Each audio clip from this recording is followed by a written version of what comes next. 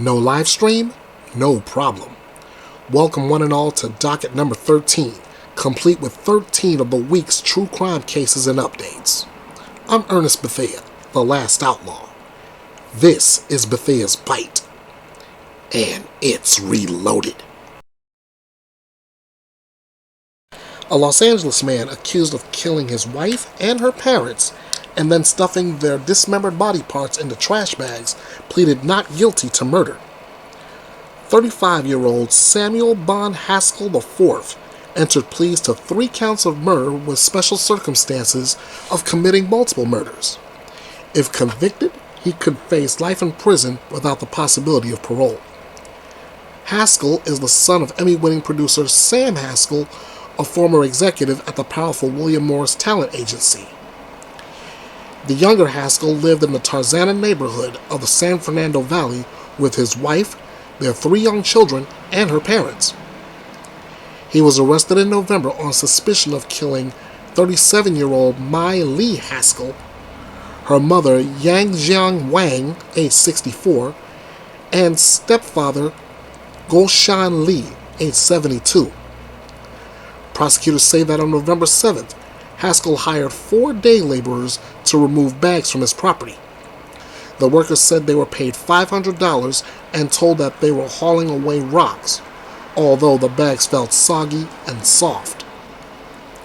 One of the laborers opened one of the bags and allegedly observed human body parts, the LA County District Attorney's Office said in a November statement. The laborers said they drove back to Haskell's home, left the bags on the driveway, and returned the money. They contacted the police, but by the time the officers arrived, the bags were gone, according to a report from KNBC-TV Channel 4. The next day, a homeless man found a duffel bag containing a human torso in a Tarzana dumpster. Haskell was arrested a short time later. The Los Angeles County coroner determined the torso belonged to Mai Lee Haskell. The remains of her parents haven't been found. Again, if convicted, Haskell could be sentenced to life in prison without the possibility of parole.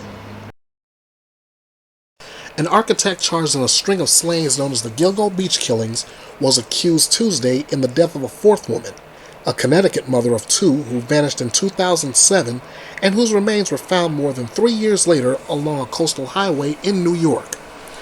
Rex Heuermann was formally charged in the killing of Maureen Brainerd Barnes, months after having been labeled as the prime suspect in her death when he was arrested in July in the deaths of 3 other women. In court, Heuermann wore a dark suit and did not say anything during the proceedings. He will continue to be held without bail. The judge set the next court date for February 6th. Heuermann has maintained his innocence from day one and looks forward to defending himself, according to attorney Mike Brown. He entered a not guilty plea on the latest charges. Brown said he is still reviewing new information presented by prosecutors in court documents Tuesday morning. Prosecutors said Heuermann also searched the internet for phrases that suggested he was afraid of getting caught, including "How does cell site analysis work?" Gilgo News, how cell phone tracking is increasingly being used to solve crimes, and phrases with the term Long Island serial killer. At the news conference Tuesday, Suffolk County District Attorney Raymond Tierney said the indictment provides some small measure of closure for the families. It marks the end of the investigation into the so-called Gilgo 4, Tierney said. Prosecutors now turn their attention to prosecuting those cases as well as investigating the remaining bodies. 25-year-old Maureen Brainerd Barnes, who was once employed as a dealer at the Foxwoods Resort Casino, left her hometown of Norwich, Connecticut on July 9, 2007, and headed to Manhattan for sex work, with plans to return the following day, according to friends who became concerned when she uncharacteristically stopped using her phone. She never came back. "I was only 7 years old when my mom was murdered," Nicolette Brainerd Barnes said at the Tuesday news conference. "I remember she read to me every night. Now I can no longer remember the sound of her voice." Heuermann was arrested July 14th, and charged with the killing of Melissa Bartholomew, Megan Waterman, and Amber Lynn Costello, 3 women who authorities say also were sex workers. Heuermann's lawyer said he has denied committing the crimes. He previously pleaded not guilty to killing Bartholomew, Waterman, and Costello. Bernard Barnes was the first of 4 women to disappear. Their remains were found along the same quarter-mile stretch of parkway in the Gilgo Beach area of Jones Beach Island in 2010. Additional searching turned up the remains of 6 more adults and a toddler who was the child of one of the victims. Police concluded that an 11th person found dead in a tidal marsh on the same barrier island accidentally drowned. Investigators have said Heuermann, who lived in Massapequa Park, across the bay from where the bodies were found, was probably not responsible for all the deaths. Some of the victims disappeared in the mid-1990s. Investigators zeroed in on Heuermann when a new task force ran an old tip about a Chevy Avalanche pickup through a vehicle records database. A hit came back identifying one of those make and models belonging to Heuermann, who lived in a neighborhood police had been focusing on because of cell phone location data and call records, according to authorities. With the tip breathing new life into the investigation, authorities charted the calls and travels of multiple cell phones, picked apart email aliases, delved into search histories, and collected discarded bottles, and even a pizza crust, for advanced DNA testing, according to court papers. Detectives said Heuermann's DNA on the pizza crust matched the hair found on a restraint used in the killings. Police said other evidence linked Heuermann to the victims, including burner cell phones used to arrange meetings with the slain women. After the arrest, investigators spent nearly 2 weeks combing through Heuermann's home, including digging up the yard, dismantling a porch and a greenhouse, and removing many contents of the house for testing. Investigators found hundreds of electronic devices during their lengthy search of Heuermann's home, according to court documents released Tuesday. Prosecutors say the devices contained a collection of bondage and torture pornography.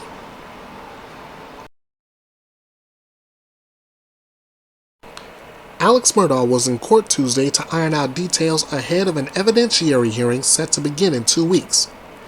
That hearing will determine whether Murdaugh will be granted a new murder trial over allegations of jury tampering. 55-year-old Murdaugh is currently serving life without the possibility of parole for the June 7, 2021 murders of his wife Maggie Murdaugh and his youngest son Paul Murdaugh. Former Chief Justice Jean Toll is presiding over Murdaugh's case after Judge Clifton Newman recused himself from any further proceedings related to the defense motion. Tuesday's hearing began with whether or not an evidentiary hearing is even necessary, which Murdaugh's defense attorneys Jim Griffin and Dick Harpootlian said yes. The jury tampering issues boil down to a handful of jurors who reportedly testified to Carleton County Clerk of Court Becky Hill's concerning behavior, including going into a bathroom with the forewoman and instructing the jury not to be fooled by Alex Murdaugh's defense. According to Harpootlian and Griffin, Hill was trying to secure herself a book deal and media appearances that would not happen in the event of a mistrial. Juror testimony comes from a series of defense affidavits and tape interviews during an SLED investigation that prosecutor Creighton Walters said the state requested as soon as they learned of the jury tampering allegations.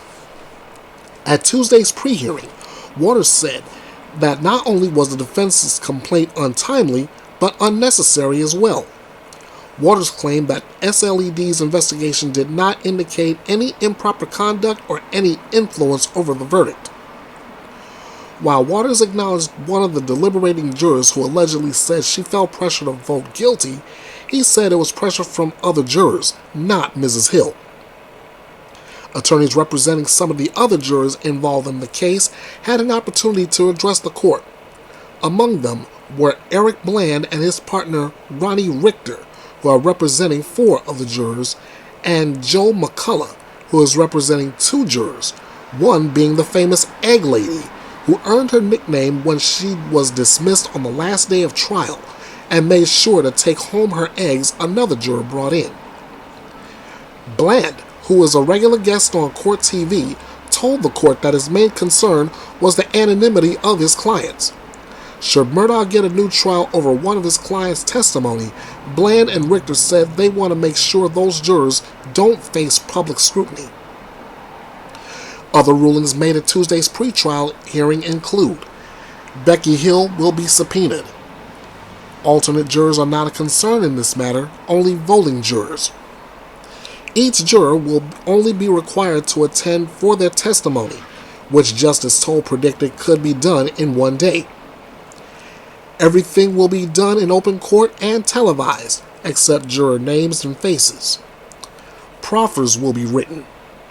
Attorneys can't be contacted by the press. Alex Murdaugh will be unable to review discovery ahead of the hearing.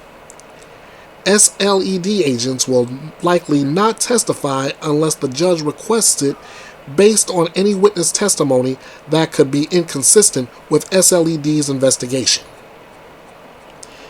While the judge said that the Murdaugh clerk of court would be subpoenaed in order to testify, she made it very clear that the purpose should not be to nitpick every comment lodged by Mrs. Hill, but rather to determine what she may or may not have said to the jurors. Hill had denied any wrongdoing, and an affidavit filed with the state's response to the defense motion for a new trial says she never made any comments to jurors about Murdaugh that could be construed as inappropriate. Hill's attorney, Richard Lewis, confirmed that his client will be present to testify. When asked by Murdaugh's defense attorney, Dick Harpootlian, whether Mrs. Hill would meet beforehand with the defense team, Lewis said they would consider it. The evidentiary hearing is scheduled to take place January 29th through the 31st, depending on the length. Court TV was selected by the court to film the proceedings and will provide live coverage in this case to the public and other media entities. While the state's Court of Appeals has granted Murdaugh's motion to suspend his convictions for the murders and remand the case to the circuit court for evidentiary hearing, it appears other investigations into Hill's behavior, including the publication of her book, later said to include plagiarized portions, is ongoing. Hill's son, Jeffrey Hill, has separately been arrested and charged with wiretapping after allegedly illegally recording conversations involving a deputy county administrator during Murdaugh's murder trial. Sources close to the investigation told Fitz News that the wiretapping charges were tied to an effort to keep his mother informed about the investigations into her.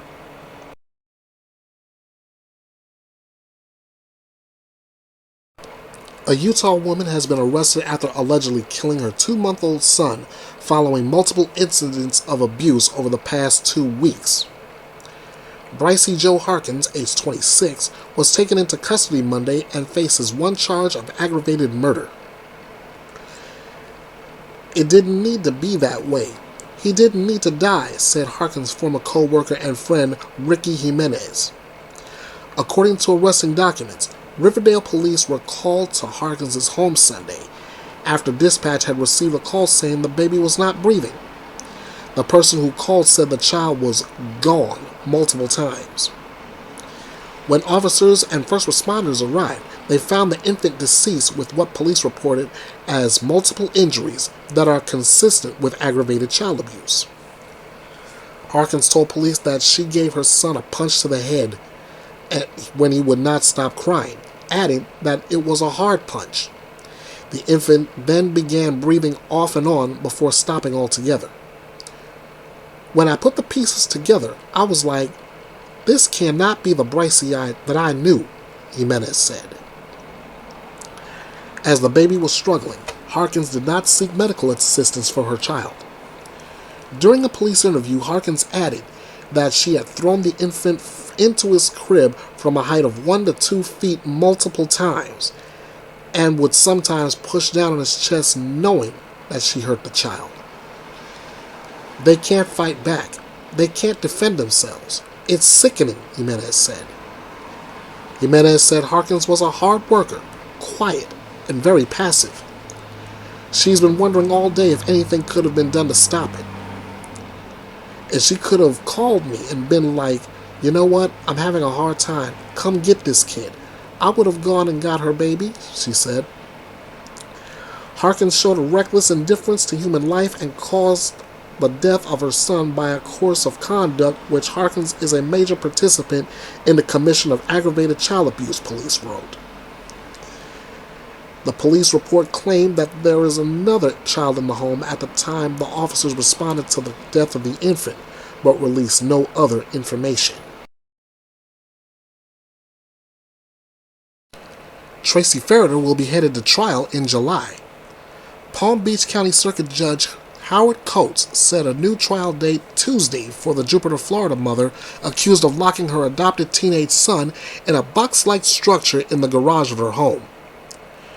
She will do so with the defense attorney who Coates told last month he wouldn't be ready for trial in January. Mark Shiner was retained by Ferriter in December after her previous defense attorney, Jennifer Marshall, asked to be removed, citing an irreconcilable difference. During a December 15th hearing, Shiner told Coates he wouldn't be ready to go to trial by the previously set January date, saying he needed more time to prepare. Shiner had asked for a continuance, but Coates initially said he wouldn't go past 60 days, so Shiner asked to withdraw. However, during Tuesday morning's hearing, Shiner was once again representing Ferriter, telling the judge he believed he could be ready for trial come July. I know I could be ready in July, Shiner said. Assistant State Attorney Brianna Coakley objected, calling the lengthy delay in trial excessive. Coates agreed with Coakley but set the new trial date for July, quote, because I don't want any due process issues or appellate issues, end quote. The new trial is now scheduled for July 12th. Her husband, Tim Ferriter, was convicted in October on charges of child abuse, child neglect, and false imprisonment. He was sentenced to 5 years in prison in November. Tracy Ferriter faces the same charges. With just weeks to go until his murder trial is scheduled to begin, Adam Montgomery has asked the court to sever charges of killing his daughter from charges he assaulted her. Montgomery, who was convicted on unrelated weapons charges last year, is charged with second-degree murder of his daughter as well as her murder. Harmony was 5 years old in 2019 when she was allegedly murdered, but she was not reported missing for nearly 2 years. Her body has never been found. Montgomery refused to be transported from jail to appear in custody on Tuesday. His attorney agreed to proceed with the hearing in his absence. While the assault charge and homicide charges had been joined ahead of Montgomery's trial scheduled to begin on February 6th, his attorneys have filed a motion asking for the two cases to be severed. Montgomery's attorney, Caroline Smith, told the judge on Tuesday, "We have become aware of a strategy by the state that I believe would be unfair to Mr. Montgomery." While Senior Assistant Attorney General Ben Agati responded, saying that while he believes the cases should remain joined, he also thinks that Montgomery has the right to revisit the issue. The information that's disclosed is not new information with regards to what the allegations are.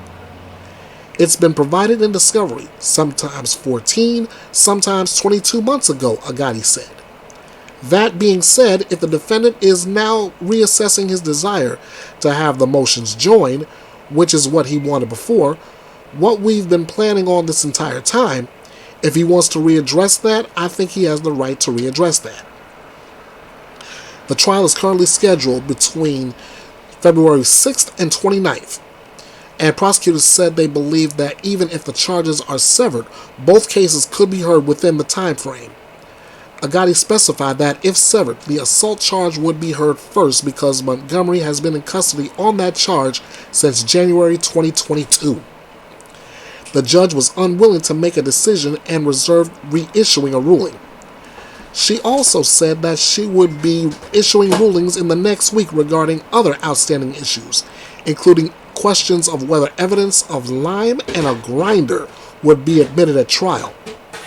If the charges are severed, the judge will then need to determine whether both juries would be chosen from the same pool, as the prosecution would prefer, or whether there would be separate ones as the defense is requested. Agati told the judge that the prosecution has pared down its witness list and now plans to call 50 to 55 witnesses, not including those potentially needed for rebuttal or impeachment. Court TV will be in the courtroom when the trial starts to bring you live coverage. A woman who has been on the run from authorities for nearly a decade, landing herself on Texas's 10 most wanted list, has been arrested in the Mexican state of Jalisco, according to authorities. Iris Iliana Rodriguez had been missing since January 2015, when arrest warrants stemming from the former counselor's inappropriate relationship with an 11-year-old girl were first issued by Texas authorities. Interpol Mexico took the 34-year-old into custody December 11th on warrant charges, which include 3 counts of indecency with a child by sexual contact, 3 counts of harassment, and 1 count of unlawful restraint. That's according to the Texas Department of Public Safety. DPS said Rodriguez made initial contact with the minor while working as a counselor for a child, adolescent, and parent services program in Laredo, Texas. She is accused of then gaining employment at a behavioral health center in the city that allowed her to visit the victim at school under the pretext that she, as a CAPS counselor, was offering guidance and support for the child. DPS said it received a tip that led to the development of an arrest plan for Rodriguez, in coordination with Criminal Investigations Special Agents from Laredo and the U.S. Marshal Services in Mexico. That tip information came through Texas Crime Stoppers, which offers cash rewards to tipsters whose information leads to the arrest of one of Texas' 10 most wanted fugitives or sex offenders. A bulletin with Rodriguez's details notes that there was an up to $5,000 reward for her capture, but it has since been crossed out. In 2023, DPS and other agencies paid $115,000 in rewards to people whose tips led to arrests. Fugitive Nicholas Rossi caused immediate confusion Tuesday during his first Utah court appearance since being extradited to the United States after fleeing the country to avoid rape charges. Rossi, whose legal name is Nicholas Alverdian, was extradited from Scotland earlier this month, years after he allegedly faked his own death and fled to Europe. Rossi left the country after being identified as a suspect in a 2008 rape case in Orem. He was arrested in December 2021 after being recognized by someone at a Glasgow, Scotland hospital. Appearing in a virtual hearing while wearing an oxygen mask and claiming his name is Arthur Knight, Judge Kimberly Harnack and others in the 3rd District courtroom had difficulty understanding Rossi due to him using a British accent. In addition, Harnack was apparently unaware of Rossi's background and was unsure if she had the correct defendant appearing on her screen. The state informed the judge that Rossi had not given his correct name or birth date and let her know that he had been extradited to Utah. "Objection, milady," Rossi replied. "This is complete hearsay, and I would ask that your ladyship and prosecution show cause for why I am," before being cut off by Harnack. Rossi continued talking, but the judge ignored him and set up a detention hearing for January 26th at 1 p.m. and ordered Rossi not to have any contact with the victim of the alleged crime. As Rossi continued to interrupt, Harnack told him, "Mr. Knight, we're finished." For years, Rossi has claimed that he's really an Irish orphan named Arthur Knight and that he'd been framed by authorities who took his fingerprints while he was in a coma so they could connect him to Rossi. During a previous court appearance overseas, Rossi has repeatedly arrived in a wheelchair using an oxygen mask and speaking in a British accent. The 36-year-old also faces complaints of alleged domestic violence made against him in Rhode Island.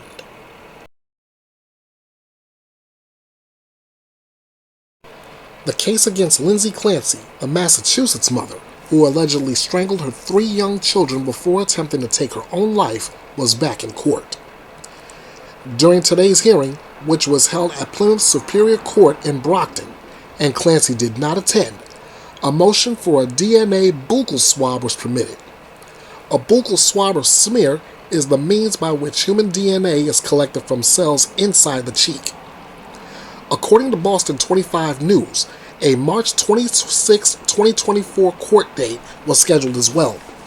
That hearing will focus on discovery motions. 33-year-old Clancy is not expected to be present during that proceeding either.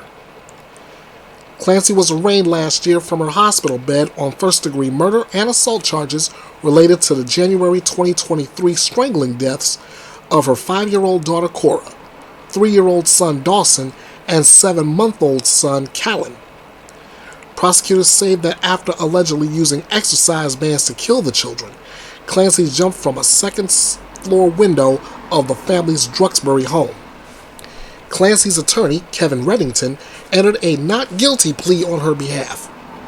He told the court that Clancy was suffering from severe postpartum depression or psychosis and was overmedicated at the time of the children's deaths. Last year, Reddington successfully argued on Clancy's behalf that his client should remain hospitalized because she suffered a spinal cord injury and was left paralyzed when she leaped out of the window. He also pointed out that doctors wanted her to get further mental health treatment. The prosecution did not object to keeping Clancy in the hospital. Clancy has remained hospitalized at various facilities since the killings. Prosecutors say on the evening of January 24, 2023, Clancy sent her husband Patrick Clancy to pick up dinner from a local restaurant in nearby Plymouth, as well as grab medicine for one of the children at CVS. It was during Patrick's errands that Lindsay allegedly killed the children. Prosecutors say Lindsay used Apple Maps to calculate how long Patrick would be gone. Upon his return, Patrick discovered Lindsay lying in a snowy yard. She'd cut her wrists and neck before jumping. Patrick then made the horrifying discovery of the children's bodies in the basement. They still had exercise bands wrapped around their necks, according to court documents. Cora and Dawson were pronounced dead at the scene. Callan was rushed to the hospital, but succumbed to his injuries 3 days later. Charges against Lindsay include 2 counts of murder, 3 counts of strangulation or suffocation, and 3 counts of assault and battery with a dangerous weapon. It's okay not to be okay. It's also okay to ask for help when you need it. If you or someone you know is struggling, help is available. You are asked to call the National Suicide Prevention Lifeline by calling or texting 988. Again, that number is 988. Let's get through this together.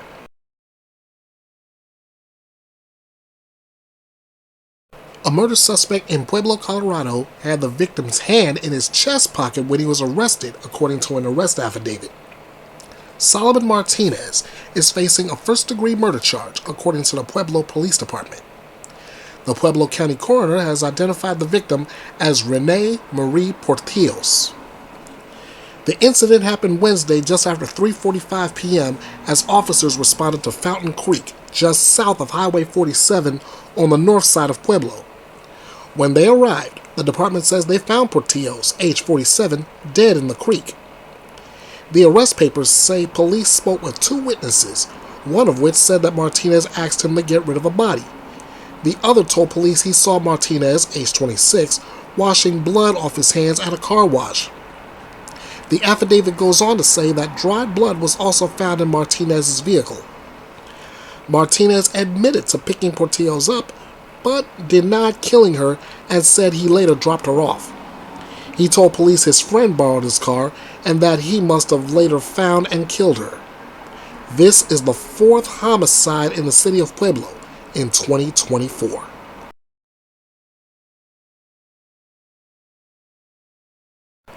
At a motions hearing on Thursday, Karen Reed's attorney revealed that a federal investigation into the police handling of his client's case is ongoing.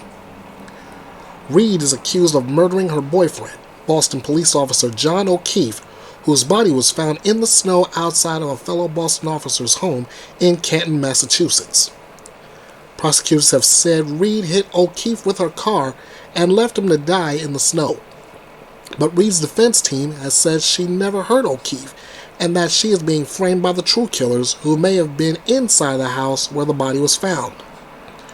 Reed's attorneys argued for the public release of several letters between the Norfolk County District Attorney's Office, the United States Attorney's Office, and for the District of Massachusetts, and the United States Department of Justice Office of Professional Responsibility. The state has asked for the letters to remain sealed and out of public view. The state denied a Freedom of Information Act request for the documents filed by a Boston TV station, citing privileged attorney work product, confidential personnel information, and connections to an ongoing criminal investigation. Karen Reed and her attorney David Yannetti appeared via Zoom for Thursday's hearing, while the prosecutors and several rows of Reed supporters filled the Dedham courtroom. Before arguments began, the judge revealed that she had not been given copies of the letters and took time to review them before hearing from Yannetti. While the full contents of the letters were not disclosed at the hearing, Yannetti said that their contents had prompted Reed's defense to file a motion to sanction the district attorney's office, as well as ask for the office to be disqualified from prosecuting the case. Yannetti said, "It is clear from those letters that District Attorney Rossi is well aware that he is a target of a federal investigation as a result of his conduct in this case." Yannetti said that on Wednesday, the prosecution and defense were on a conference call with the United States Attorney's Office, which confirmed not only has there been a federal investigation in this case, but it is ongoing. That means the District Attorney Morrissey and his office are targets of a federal investigation. While the judge reserved ruling immediately on whether the letters could be released to the public, Reed's attorney warned that they would find their way into the record eventually during a future hearing on their motion to sanction the prosecution. The judge set a hearing date for those motions on February 15th. Yannetti continued to say, "We have the 8 letters. We've seen them. The genie cannot be put back in the bottle. These letters are powerful evidence that we will use to publicly support our motion for sanctions." In a statement to Court TV following the hearing, the Office of Norfolk County District Attorney Michael Morrissey said, "No part of the communication with the Office of the United States Attorney yesterday or at any point has indicated that the Norfolk County District Attorney or any member of this office is the target of the federal investigation. Mr. Yannetti misrepresented that completely."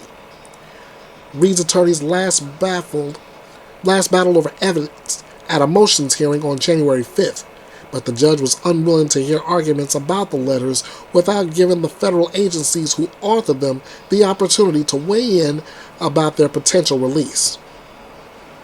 The judge also heard arguments over access to reporter notes and recordings made by reporter Gretchen Voss during her interview with Reed for an article in Boston Magazine, "The Karen Reed Case in Canton, the Killing That Tore a Town Apart."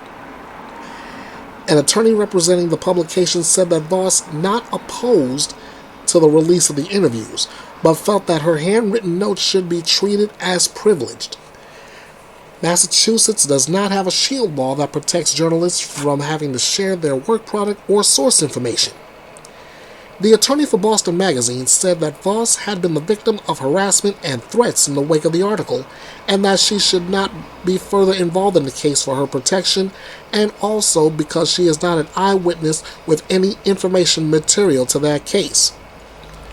Prosecutors have separately filed motions requesting access to raw footage of Reed's interviews with NBC News and ABC News as well. The judge said she had concerns for the reporter's safety and she would decide on the issue in 2 weeks. At previous hearings where Reed has appeared in person, her supporters have filled the courtroom and rallied on the steps outside of the courthouse bearing signs reading, "Free Karen Reed."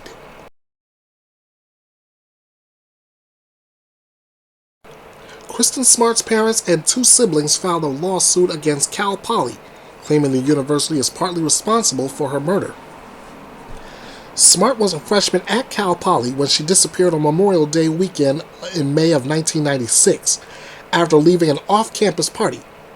She was walked back to her Muir Hall dorm by several people, including Paul Flores, who was the last person to be seen with her. Paul Flores was convicted of Smart's murder back in October 22 and was sentenced in March 2023 to 25 years to life in prison, nearly 27 years after Smart disappeared.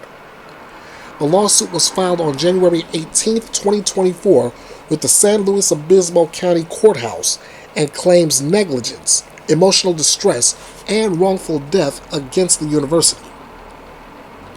The lawsuit comes nearly 8 months after Cal Poly's president Jeffrey Armstrong publicly apologized to the family for the first time, saying, "We recognize that things should have been done differently, and I personally wish they had." The lawsuit claims Cal Poly breached its legal duty by not pursuing a missing person case promptly, not interviewing witnesses timely, not sealing the primary suspect's dorm room as a crime scene, allowing the suspect's room to be sanitized and cleaned before it was searched, and did not search the suspect's room until 16 days after Kristin disappeared.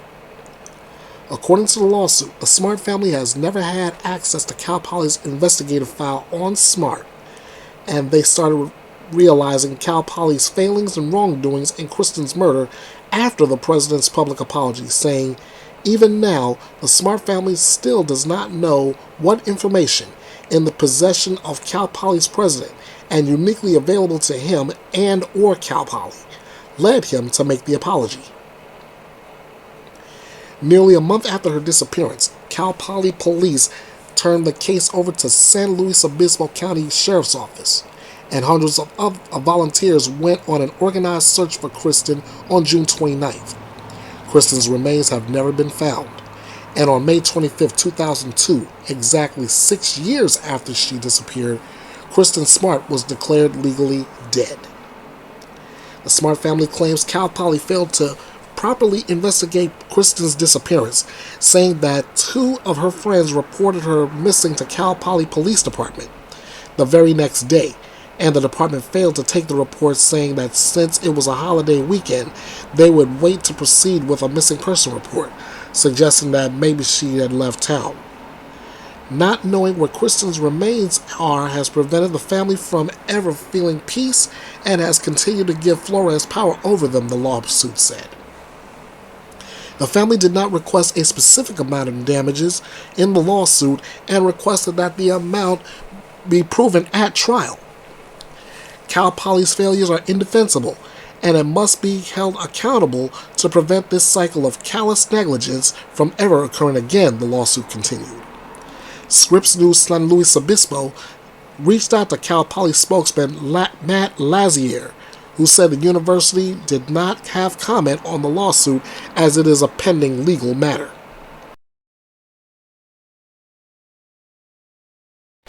An Idaho judge has denied Chad Daybell's attorney's request to withdraw from his client's death penalty case. Attorney John Pryor filed a motion last week to remove himself from the case, which is scheduled to begin on April 1st, saying Daybell was unable to pay him and that he was unqualified to argue a death penalty case. During Thursday's hearing at the Fremont County Courtroom, Judge Stephen Boyce heard arguments from Pryor, who claimed that by working alone, he hasn't had time to effectively prepare the case. State prosecutors argued that Pryor was changing the reasoning for the motion and that it is a veiled motion to continue and delay the case. Pryor said he has attempted to hire an additional attorney to assist with the case, but has been unable to secure anyone's services. Before denying the motion, Boyce expressed his concerns over allowing Pryor to leave the case, saying the trial would possibly be faced with over a year's delay due to new attorneys having to get themselves prepared for trial. While he said Pryor's argument about not being paid was a valid one, it was not enough to rule in favor of him leaving the case.